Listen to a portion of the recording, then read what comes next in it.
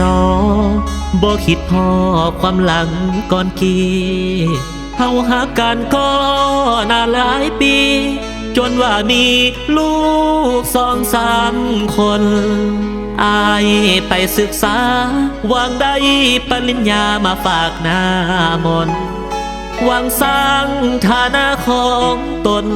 ให้หลุดพ้นคำคนนินทาเหตุคักแท้ล่ะอายไปศึกษาบ่ทันถึงปีได้ข่าวว่าน้องคนดีนั้นมีสายอื่นเข้ามา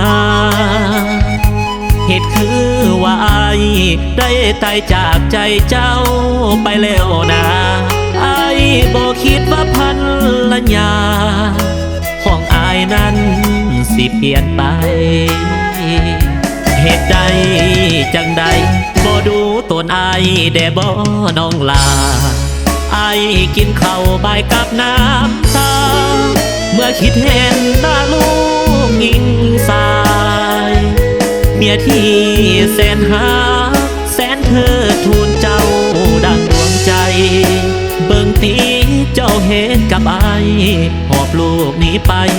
ปล่อยให้อายเหงายืนซึ้งนั่งเศร้าเอาน้ำเหล้าเป็ดเพื่อนปลอบขวัญบอกหัวใจว่าจงลืมมัน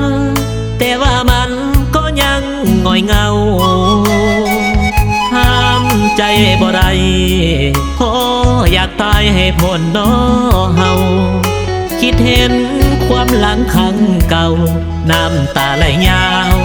เมื่อเขาจากลา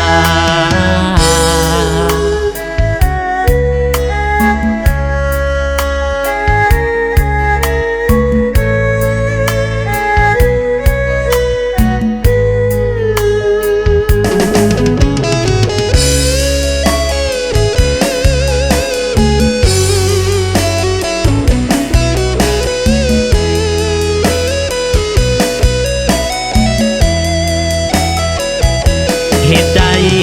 จังใดบ่ดูตนอายได้บ่น้องลาอายกินข้าวบ่ายกับน้ำตา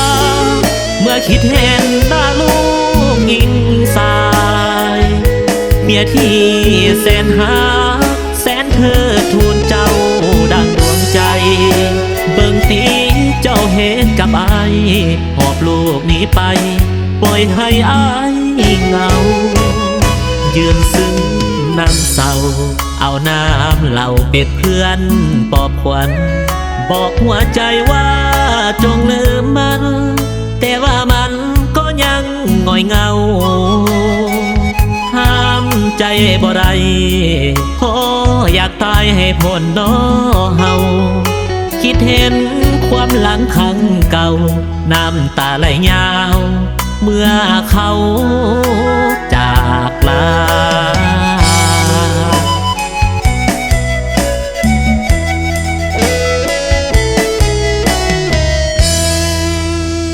อ้ายหักคนที่เขาบ่หักเฮาแค่คนที่เขาบ่แค่เฮามันเสียเวลา